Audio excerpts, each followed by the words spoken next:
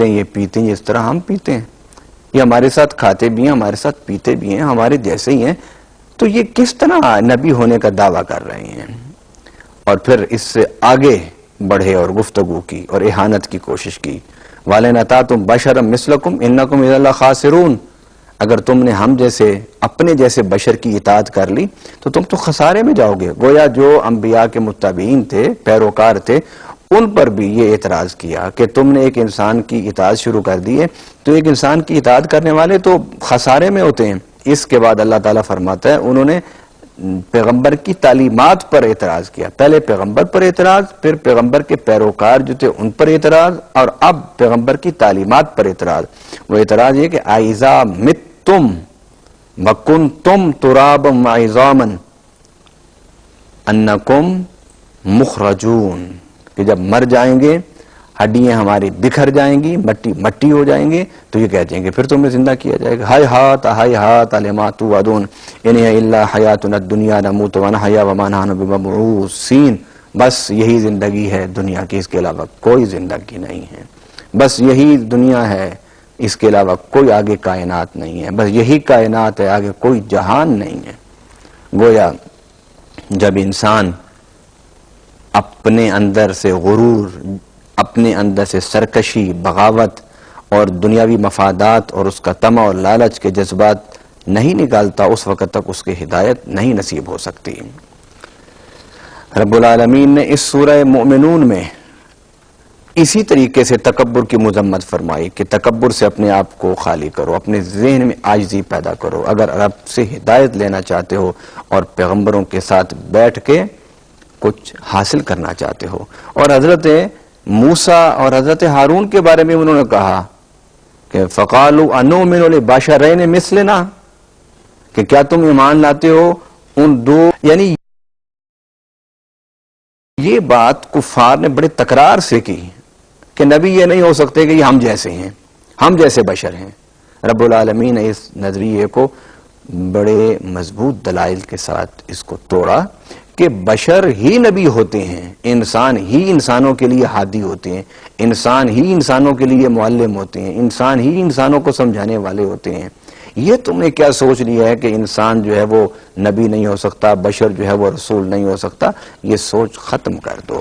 ناظرین کرام، اس سورت کے اختتام پر بھی پھر وہی اللہ تعالیٰ نے بات فرمایا افحسبتم انما خلقناکم عبثا وانکم الینا لا ترجعون، کہ بس تم دنیا میں آئے اور کھایا اور پیا چلے گئے، کوئی حساب کتاب نہیں. جنہوں نے اچھے کام کیے ان کو بھی کوئی جزا نہیں اور جنہوں نے برے کیے ان کے لیے بھی کوئی سزا نہیں. تو اس کا مطلب تو یہ ہوگا پھر دنیا میں تمہارا آنا بے مقصد تھا، عبث تھا.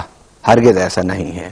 اگر آنے والی زندگی میں تمہارے لیے حساب کا کوئی پیمانہ نہیں ہے تو اس کا مطلب یہ کہ دنیا میں تمہارا آنا بیکار ہے، اور اللہ رب العالمین نے کوئی چیز بیکار پیدا نہیں کی. ناظرین کرام، 18ویں پارے میں سورہ نور کا آغاز ہوتا ہے.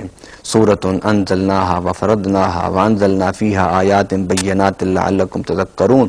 یہ سورہ مدنی ہے.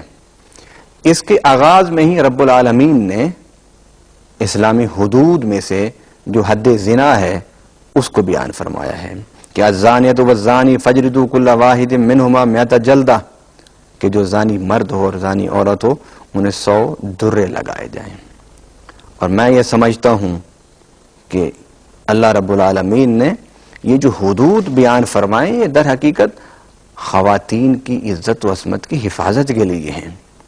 اندازہ کیجئے کہ اس سے اگلی آیت میں فرمایا رب العالمین نے والذین یرمون المحصنات ثم لم یاتوا باربعۃ شہداء فاجلدوہم 80 جلدہ، کہ جو پاک دامن عورتوں پر مرد الزام لگاتے ہیں اور پھر 4 گواہ نہ پیش کر سکیں انہیں 80 درے لگائے جائیں، تاکہ کسی کو یہ جرت نہ ہو کہ وہ معاشرے میں رہنے والی پاک دامن عورتوں پر انگلیاں اٹھا سکے.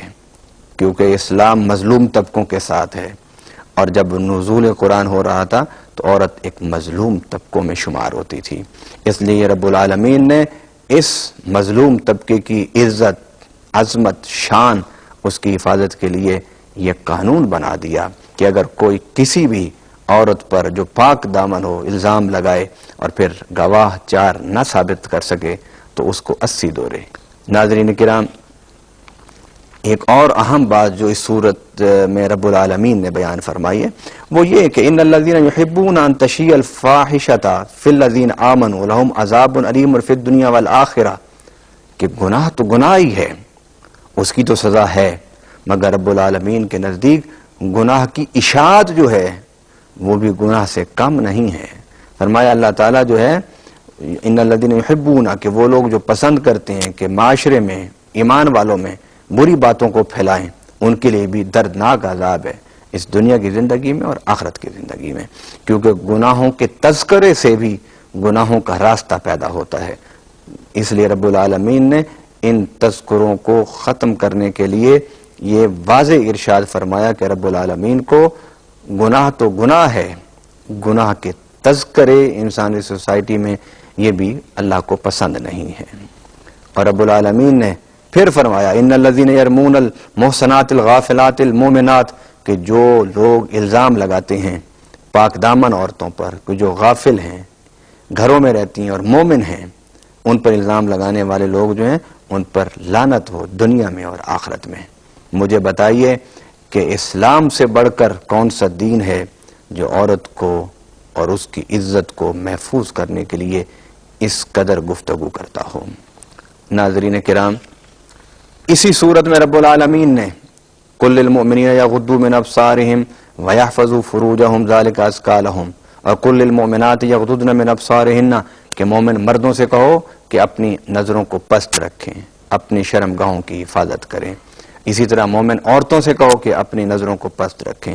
رب العالمین نے حیا کی تعلیم دونوں کو دی ہے، حیا کا حکم دونوں کو دیا ہے، مردوں کو بھی عورتوں کو بھی، لیکن قرآن کی ترتیب میں جو حیا کے حکم دیا گیا ہے، حیا کی تعلیم دی گئی ہے، وہ پہلے مردوں کو اور پھر عورتوں کو، کیونکہ معاشرے میں حیا نہ قائم رہ سکتا ہے نہ باقی رہ سکتا ہے جب تک کہ مرد اپنی نظروں پر حیا کی اینک نہ چڑھا لے۔ ناظرین کرام، اسی سورہ میں رب العالمین نے فرمایا رجال اللہ تلہیہم تجارت ولا بیع عن ذکر اللہ واقام الصلاۃ وایتاء الزکوٰۃ، کہ رجال مرد وہ ہیں کہ جنہیں کاروبار خرید و فروخت اللہ کے ذکر سے غافل نہ کر سکے، نماز کے قائم کرنے سے غافل نہ کر سکے، زکوٰۃ کی ادائیگی سے غافل نہ کر سکے۔ گویا اللہ کے کاغذوں میں مرد وہ ہوتا ہے